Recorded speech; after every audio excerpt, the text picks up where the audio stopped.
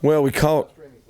Thanks, Claude. We caught a little weather delay and had to go in for about 30 minutes because of lightning, so it set us back some time-wise. But it probably wasn't the kind of scrimmage I was expecting to have. I mean, it wasn't the temperament and the I don't know if it was the enthusiasm, but we've gone, I think, 6-7 practices now and gotten after it pretty good. And we got after it pretty good on Friday, but I didn't think we had the same juice today as a team. And both ones units were a little lethargic, not real good timing, some busts on defense, some things to clean up. Good news is we got time to clean it up. But I thought both two units, the two defense and two offense, I mean, they didn't dominate the scrimmage by any means, but they did some really good things. This is the first day you really get to see twos go against ones and ones go against twos. You get to go crossways, and then you also get to go good on good. So I thought the second offense and the second defense had some positive things done, but we got to clean up those first units, and we got to make sure that everybody's kind of responding the right way and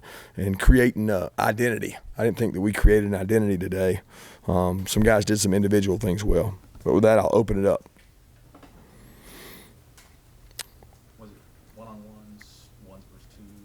Is a rack of ones versus twos and twos versus ones, both ways. So the offense gets to go against the two defense, and then it flips after the threes go, and ones, twos. So they get a little bit of both. You get 30 plays of both ways. But, the twos came out with a chip on their shoulder, I felt like. And, two offense had about a 13-play drive. We only do 12 plays in a set, and they took the whole set and drove down the field and ended up scoring a touchdown. So, they did some good things against the one defense. And then the same thing with the two defense against the one offense. There was some message boards reports about Zamir White catching a 50-yard touchdown and George Pickens with a one-handed catch. There was a ton of things out there, so maybe we should read the message boards for everything, but I'm not here to verify what was said on the message boards. There were a lot of things done out there. I can't go through play-by-play all the things that were done. I think people were talking about Zamir because they haven't seen him in a while. George is out there catching the ball every day, but so was Dom, Tyler Simmons, D-Rob, Matt Landers, Cager. All those guys were. How many total plays did you guys get in today? Well, we almost got our quota. We almost got our 140 or 150. I think we ended up with about 115 because of the weather delay, which we probably could have gotten them in, but it would have taken us a lot longer. So we cut a couple of the kicking plays short and a little bit of the threes on threes short. So would you say at this point in camp is kind of where you've seen the up and down in the past the most, and how do you kind of address that in terms of enthusiasm? No, I think at this point in camp it's been great. Today wasn't great. Up to this point in camp, we've had some really competitive, spirited practices, and they've been going against each other for quite a while. So I've been very pleased. I wasn't pleased today. How's Nate McBride? Nate's struggling with an injury. He's banged up, and he was not able to scrimmage today. Yep, Ryland's banged up as well. He's got an injury, and he's not able to practice right now. We think we'll be able to get Ryland back, and probably when school starts, so Wednesday or Thursday. What can you say about Brenton Cox, coach, and is there concerns when a guy like that, in several days into camp, ends up at a SEC East rival in the same season? Concerns? I don't know about that. Brenton chose to withdraw from the University of Georgia, go into the portal. He's now at another SEC institution, so we wish him nothing but the best, and we appreciate his contributions while he was here. Zamir with the live tackle and everything today, how do you think he handled it? How did he look? He's had some live before today because we've done a couple periods and things throughout. We just hadn't had a live scrimmage. I thought he was really contact tough. He was running behind his pads. He had a couple short yardage runs that were crucial, 3rd and 1s, 4th and 1s. He was able to churn it out and get first downs. He did have some big catches, but he had a good overall day. He's got to protect the ball. He's got to protect the quarterback. But I think everybody judges him based on what he does when the ball's in his hands, and there's a lot more to being a good running back than that. Kirby, what were your initial impressions of the outside linebackers today, and how do you feel about the group overall? I have to reserve the judgment on that until I see the tape. I don't know everything, how every guy played. I know Nolan made a couple plays out on the perimeter. We lost contain a couple times with Walter and Jermaine. They got to do a little better job there. Those guys are really working hard. We got some really good athletes in that group. I've been really pleased with the work ethic in that group thus far. One less body in that room. call, consider maybe moving somebody over to the outside group, or you? No, we're way over. We have one of them on the field most snaps. So if we have one of them on the field and there's 6 of them, then I wish we were that deep at every position. So we don't. I mean, sometimes we get 2 of them in regular, but not a lot of people play regular anymore. So we sometimes get 2 of them in third down. We sometimes get 2 of them when people are in large sets. But it's probably the most underutilized position because they have to take more snaps on special teams. What about wide receivers? I mean, you touched on kicking a little bit, but overall today, what do you say? You know, it was up and down. I mean, there were some guys that made some plays, especially with the 2 group. They made some plays. The 1 group, we probably didn't have as many guys. A couple drops out there, but I've been pleased with those wide receivers' work ethic, the things they've done in practices up until today. But you know, a couple of the 2s made plays. It was like that across the board. A couple of the 1s didn't. So we've got to do a good job getting the ball in their hands, giving those guys an opportunity to make some plays. How far along is he at this time compared to where he was this time last year? He's gotten more opportunity. You know, last year he had a plethora of guys. He had 3 draft picks in front of him, and he was coming in not knowing an offense. Now he's got 3 draft picks removed, and he's the guy that's out there playing the slot, catching the balls, He did some nice things today. He's got to continue to work and improve, and he's got Kieris, Dom, Urban. He's got a lot of guys behind him that are competing and pushing. Kirby, you lost the first-round cornerback, but you don't hear much about people's concern. Maybe in your offices there is, but with Tyson Campbell, with Stevenson, how are some of those young guys coming along? DJ Daniels has been the pleasant surprise. DJ Daniels done a good job. He's gone with the 1s quite a bit. Tyson got dinged up a little bit today. Hopefully he'll be back. But you know, Stokes has been going with the 1s. Tyson's gone with the 1s. DJ's gone with the 1s. Tyreek's gone in there some. So they're all getting good work. The thing that you guys want to measure is who's with the 1s, and we're trying to get matchups. So I want every corner to go against Tyler Simmons. I want every corner to go against Lawrence Cager. I want every corner to go against. So the only way you get that is you move guys around. So we're just not really looking at a depth chart. We're looking at who's winning the 50-50 balls, who's not giving up big plays, who's making big plays. And it's not fair to judge a guy if he goes against, you know, the 3rd team wide out the whole time. So we've really thrown those guys around. In terms of special teams, how does Kamara look in terms of punts and hang time? Well, I'd have to reserve judgment on that because I know he missed 1 today, but he hit a couple other good ones. So, I mean, he's done some good things in practice. We didn't, you know, coffin corner, pooch punt today. We were not working on that. So everything was meant to be, you know, kick it as far as you can. So you can't really go by an average. But we're working hard on his hang time and his placement. And if he can have good hang time and good placement, then we'll have good coverage. You know, we didn't have but like 4 returns last year, 5 returns. So we got to do a good job of getting the hang time on there.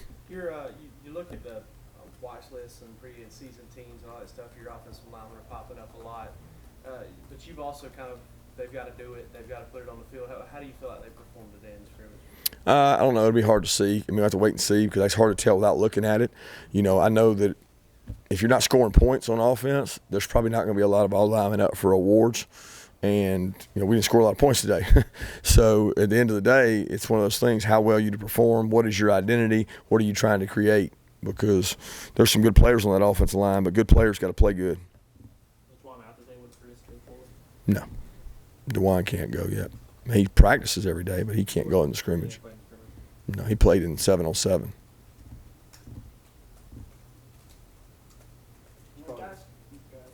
I'll say as far as some, not just in general, as far as the freshmen go, our guys' heads still spinning a little bit out there. They have the potential to be pretty good. I think the mid-year freshmen, I don't even see them as freshmen.